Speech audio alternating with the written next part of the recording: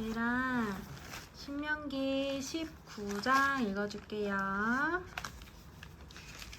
신명기 19장.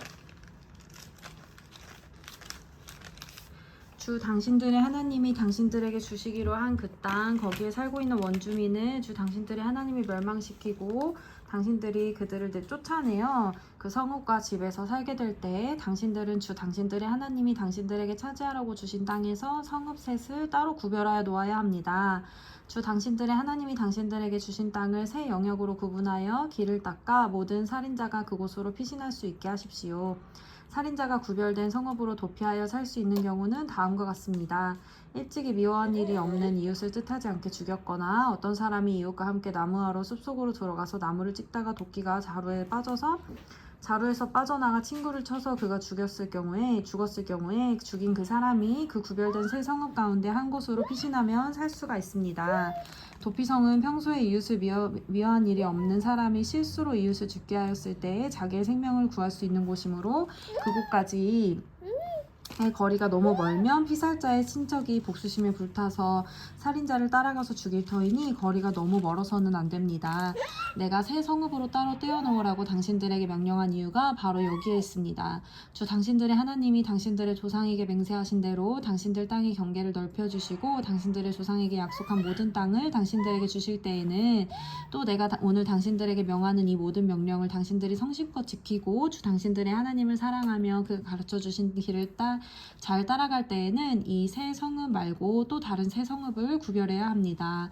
그리하여 주 당신들의 하나님이 당신들에게 유산으로 주신 땅에서는 죄 없는 사람이 살인죄를 지고 죽는 일이 없도록 하여야 합니다. 그러면 살인죄 때문에 당신들이 책임을 지는 일은 없을 것입니다. 그러나 어떤 사람이 그의 이웃을 미워하여서 해치려고 숨었다가 일어나 이웃을 덮쳐서 그 생명에 치명상을 입혀 죽게 하고 이 여러 성읍 가운데 한 곳으로 피신하면 그가 살던 성읍의 장로들이 사람을 보내어 그를 거기에서 붙잡아다가 복수자의 손에 넘겨주어 죽이게 하여야 합니다. 당신들은 그런 사람에게 동정을 베풀어서는 안 됩니다. 이스라엘 안에서 죄 없는 사람이 죽임을 당하는 일이 없어야만 당신들이 복을 받을 것입니다. 당신들은 주 하나님이 당신들에게 유산으로 주어 차지한 땅에서 이미 조상이 그어놓은 당신들 이웃의 경계선을 옮기지 마십시오. 어떤 잘못이나 어떤 범죄라도 한 사람의 증언만으로는 판정할 수 없습니다. 두세 사람의 증언이 있어야만 그 일을 확정할 수 있습니다.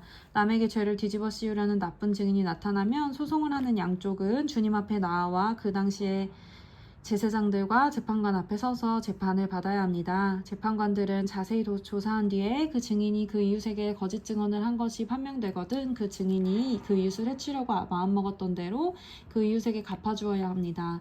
그래서 당신들 가운데서 그런 악의 뿌리를 뽑아야 합니다. 그러면 남은 사람들이 이 말을 듣고 두려워하여 이런 악한 일을 하는 사람이 당신들 가운데서 다시는 생기지 않을 것입니다. 당신들은 이런 일에 동정을 베풀어서는 안 됩니다. 목숨에는 목숨으로, 눈에는 눈으로, 이에는 이로, 손에는 손으로, 발에는 발로 갚으십시오. 신명기 20장. 당신들이 적군과 싸우려고 나가서 당신들보다 많은 적군이 말과 병거를 타고 오는 것을 보더라도 그들을 두려워하지 마십시오. 이집트 땅에서 당신들을 인도하여 주신 주 당신들의 하나님이 당신들과 함께 계십니다. 당신들이 싸움터에 나가기 전에 제사장을 불러서 군인들에게 격려의 말을 하게 하여야 합니다. 제사장은 군인들을 다음과 같이 격려하십시오. 이스라엘아 들어라. 오늘 너희가 너희의 대적과 싸우러 나갈 때 마음에 겁내지 말며 무서워하지 말며 당황하지 말며 그들 앞에서 떨지 말아라. 주 너희의 하나님은 너희와 함께 싸움터에 나가서 너희의 대적을 치시고 너희에게 승리를 주시는 분이다. 그 다음에 장교들은 군인들에게 다음과 같이 지시하십시오. 너희 가운데 집을 짓고 준공식을 하지 못한 사람이 있으면 누구든지 집으로 돌아가거라. 그가 전사함으로써 다른 사람이 준공식을 하는 일이 없도록 하여라. 또 포도원을 만들어 놓고 아직 그 열매를 맛보지 못한 사람이 있으면 그런 사람도 누구든지 집으로 돌아가거라. 그가 전사함으로 다른 사람이 그 열매를 맛보는 일이 없도록 하여라. 또 너희 가운데 여자와 약혼하고 아직 결혼하지 못한 사람이 있으면 그런 사람도 집으로 돌아가거라. 그가 전사함으로써 다른 사람이 그 여자와 결혼하는 일이 없도록 하여라. 장교들은 군인들에게 또 이렇게 지시하십시오. 전쟁이 두려워서 겁이 나면 누구든지 집으로 돌아가거라. 그런 사람이 있으면 다른 형제의 사기만 떨어진다. 장교들이 군인들에게 이런 지시를 끝마치면 군인들 위에 지휘자를 임명하십시오. 당신들이 어떤 성읍에 가까이 가서 공격할 때에는 먼저 그 성읍의 평화를 청하십시오.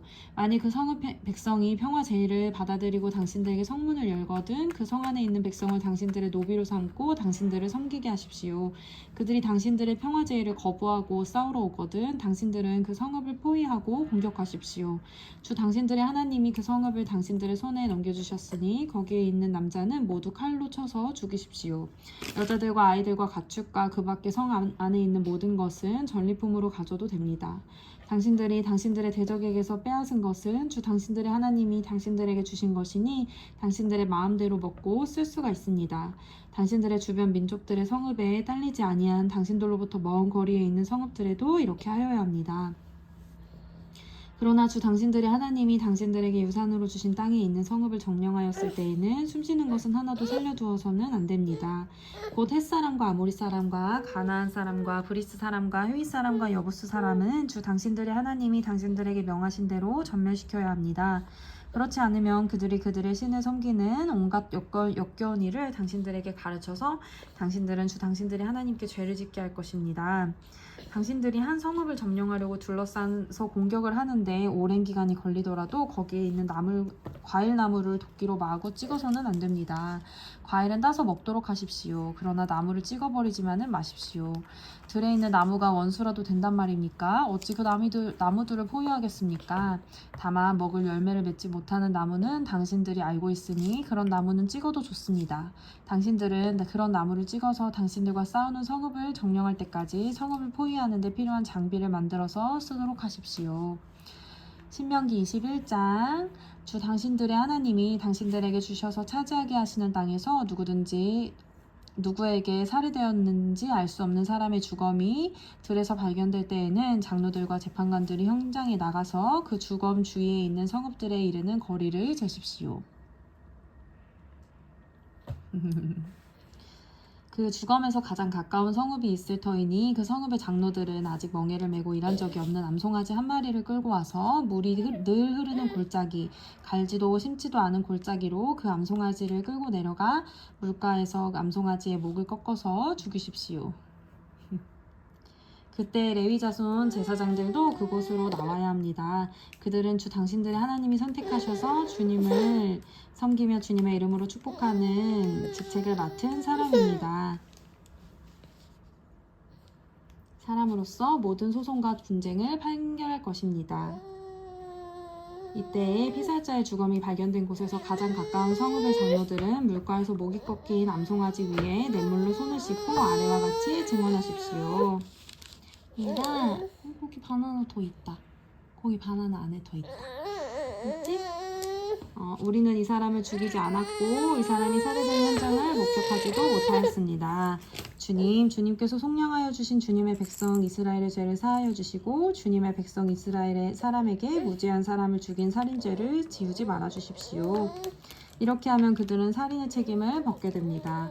이렇게 해서 당신들은 당신들에게 지워진 살인의 책임을 벗으십시오. 이렇게 하는 것은 주님께서 보시기에 옳은 일입니다. 당신들이 적군과 싸울 때에 주 당신들의 하나님이 적군을 당신들의 손에 넘겨주셔서 당신들이 그들을 사로잡았을 때 그 포로들 가운데서 마음에 드는 아리따운 여자가 있으면 그를 아내로 삼아도 됩니다. 그 여자를 아내로 삼을 남자는 그 여자를 자기 집으로 데리고 가서 그 머리를 밀고 손톱을 깎고 잡혀올 때 입었던 포로의 옷을 벗게 하여야 합니다. 그리고 한 달 동안 집 안에 있으면서 자기의 부모를 생각하면서 애곡하게 하여야 합니다.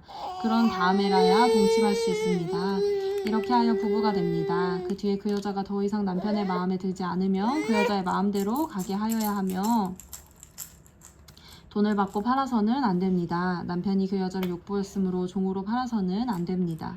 어떤 사람에게 두 아내가 있는데 한 사람은 사랑을 받고 다른 한 사람은 사랑을 받지 못하다가 사랑받는 아내와 사랑받지 못한 아내가 다 같이 아들을 낳았는데 맏아들이 사랑받지 못하는 아내의 아들일 경우에 남편이 자기의 재산을 아들에게 물려주는 날에 사랑받지 못하는 아내에게 난 맏아들을 제쳐놓고 사랑받는 아내의 아들에게 장자권을 줄 수는 없습니다. 반드시 사랑받지 못하는 아내의 아들을 맏아들로 인정하고 자기의 모든 재산에서 주 몫을 그에게 주어야 합니다. 그 아들은 정력의 첫 열매이기 때문에 맏아들의 권리가 그에게 있는 것입니다. 어떤 사람에게 아버지의 말이나 어머니의 말을 전혀 듣지 않고 반항만 하며 고집이 세어서 아무리 타일러도 듣지 않는 아들이 있거든. 그 부모는 그 아들을 붙잡아 그 성읍의 장로들이 있는 성문 위에 해관으로 데리고 가서 그 성읍의 장로들에게 우리의 아들이 반항만 하고 고집이 세어서 우리의 말을 전혀 듣지 않습니다. 방탕한 데다가 술만 마십니다 하고 호소하십시오. 그러면 그 성읍의 모든 사람이 그를 돌로 쳐서 죽일 것입니다. 이렇게 해서 당신들 가운데서 악을 뿌리 뽑아야 합니다. 그래야만 온 이스라엘이 그 일을 듣고 두려워할 것입니다. 죽을 죄를 지어서 처형된 사람의 주검은 나무에 매달아 두어야 합니다. 그러나 당신들은 그 주검을 나무에 매달아 둔 채로 밤에 지내지 말고 그날로 묻으십시오. 나무에 달린 사람은 하나님께 저주를 받은 사람이기 때문입니다. 당신들은 당신들의 하나님이 당신들에게 유산으로 준 땅을 더럽혀서는 안 됩니다. 아멘. 다 익었다. 아멘. 박수.